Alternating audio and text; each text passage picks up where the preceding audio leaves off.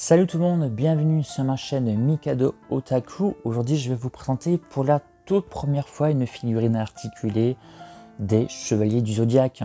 Donc franchement c'est ma toute première, je suis un petit peu excité honnêtement.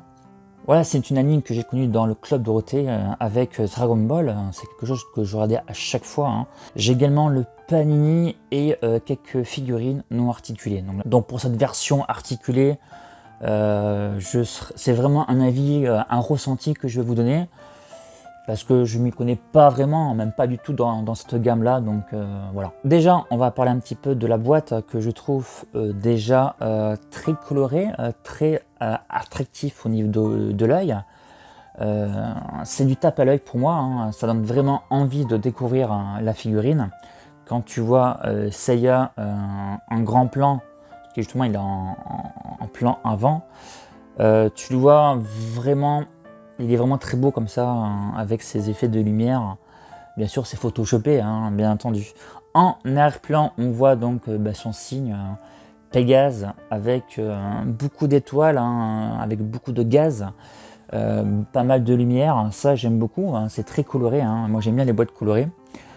Enfin après ça va dépendre bien sûr pour quel, là ça va bien avec Saint Seiya, c'est sûr avec Star Wars ça n'ira pas. Pour la gamme c'est un Midcloth EX, c'est une version 3, enfin beaucoup disent que c'est une version 3 de Seiya, sinon eux ils l'appellent Final Wars Clothes, donc en fonction des gens, donc on va dire que c'est une version 3 pour que ce soit plus facile. Donc, ce qui veut dire qu'il y a eu déjà deux versions antérieures que je n'ai jamais eu forcément. C'est fabriqué par Imagination et c'est distribué par Bandai Spirit. Alors c'est sorti en mai-juin 2021 au Japon et en France cet été au prix entre 90 et 100 €. Au-dessus de la boîte, il y a l'hôtel Athéna, donc toujours cette colorimétrie de gaz d'étoiles. Ici nous avons le porte-armure. Je ne vais pas monter pour aujourd'hui. De cette tranche là, on a donc Seiya en train de préparer le météore de Pégase. J'aime beaucoup la pose, ça donne vraiment envie de découvrir cette figurine. Et là nous avons donc une continuité de son attaque que je trouve très bleutée, je trouve. Ensuite vous avez les 5 visages sur le côté, voilà, quelques poses avec, on peut voir qu'il y a une statuette de Athéna. Et voilà, on a fait à peu près le tour de cette boîte, on va pouvoir maintenant découvrir. À l'intérieur nous avons 3 blisters différents, donc le blister principal avec la figurine et une partie de son armure.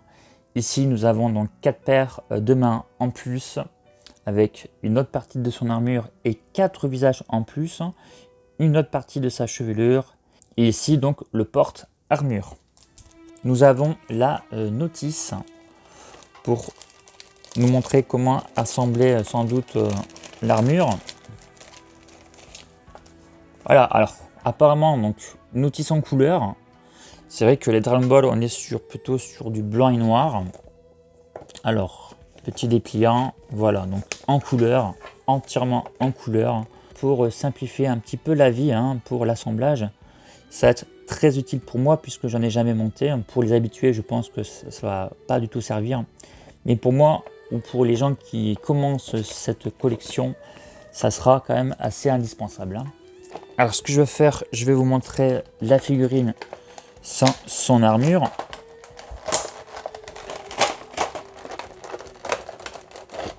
Voilà, il faut enlever un peu le scotch sur le côté.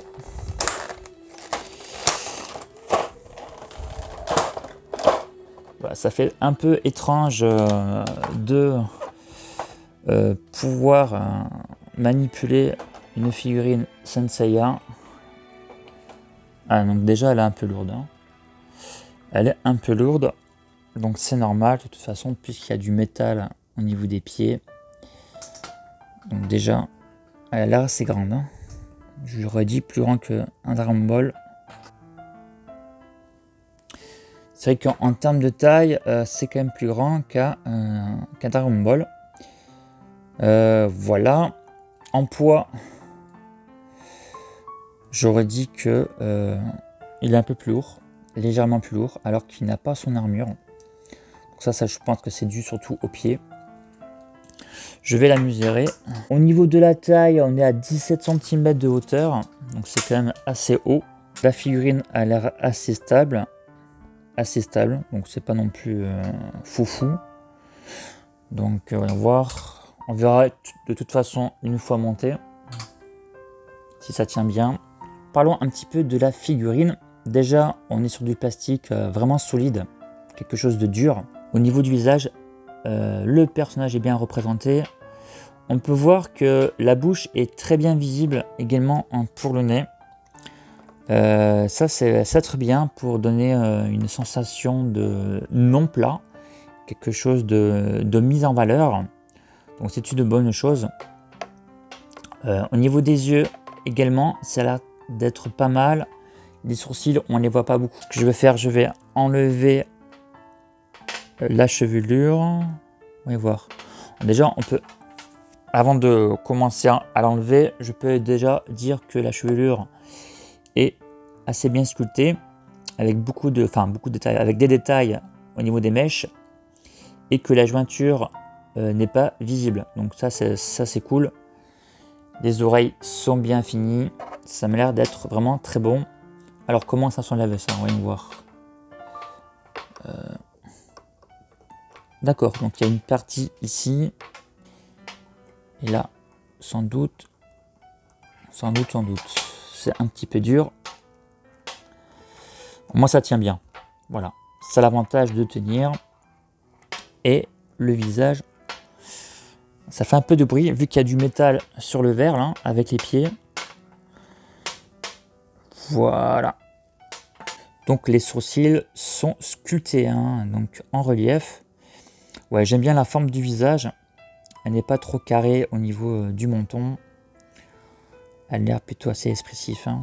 Voilà, donc franchement, c'est pas mal. Franchement, c'est pas mal du tout. Comme ça, on a pu voir pour les visages.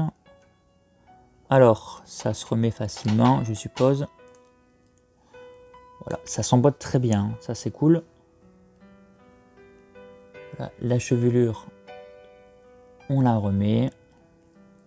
Voilà, et la deuxième, l'autre partie. Voilà, donc ça c'est fait. Alors au niveau de la morphologie, donc il est assez mince. De toute façon, Saiya est mince. On verra une fois avec son armure. Moi, ça me l'air bon au niveau proportion. On va parler un petit peu des articulations, ce qui est important. L'articulation de la tête, donc sur le côté, sur le devant. Voilà, donc ça on est bien. On a une bonne maniabilité. Le cou est également articulé. Au niveau des bras, ah là c'est cool parce que là c'est vraiment ferme, même très très ferme, surtout au niveau de l'arrière et le devant. Quand je dis très ferme, c'est plus ferme que les figurines Dragon Ball. Quelque part, il vaut mieux puisqu'on va rajouter du métal sur les bras et donc ça va faire une lourdeur. Donc il faut quand même que ce soit assez rigide. On a une longue articulation au niveau du coude, mais vraiment une très longue articulation sur les poignets également, donc c'est-à-dire encore plus que les Dragon Ball en général. Donc bonne rigidité, non, très bonne rigidité plutôt au niveau des bras. Le buste est également très rigide, donc plus que les figurines Dragon Ball que j'ai pu faire en vidéo jusqu'à présent. Au niveau de la taille, est-ce que je peux tourner? Non, je peux tourner jusqu'ici, pas plus. Et après, ça bloque. Donc, je ne vais pas forcer. Donc, bonne amplitude, en tout cas sur le côté. Par contre, le devant, on ne peut pas. C'est juste droite-gauche. Ensuite, au niveau des jambes. Pour les jambes, vous pouvez donc le monter. Écarter les jambes. Est-ce que ça tient? Là, ça tient. Vous pouvez plier les genoux. On a vraiment une très bonne amplitude. C'est assez foufou, je trouve. Ouais, c'est assez foufou. Donc, au niveau des pieds, ça peut se plier, les chevilles légèrement sur le côté et sur le devant aussi. Ok. Maintenant pour ce qui est de la rigidité, non. Alors par contre là c'est pas vraiment rigide, ça tombe. Regardez. À peine que vous touchez, enfin à peine que vous le bougez, voilà, la jambe tombe. Donc ça, alors je suppose que c'est dû à cause des jambes, enfin des pieds qui sont lourdes. Je vais voir ça. Voilà. On enlève ça et on va maintenant essayer. Effectivement, ça vient des pieds qui sont lourds, hein. Les pieds sont en métal, donc ça fait du poids en plus. Il faudra voir après, une fois que tout est monté, si c'est gênant ou pas. Ça, je vous dirai ça après.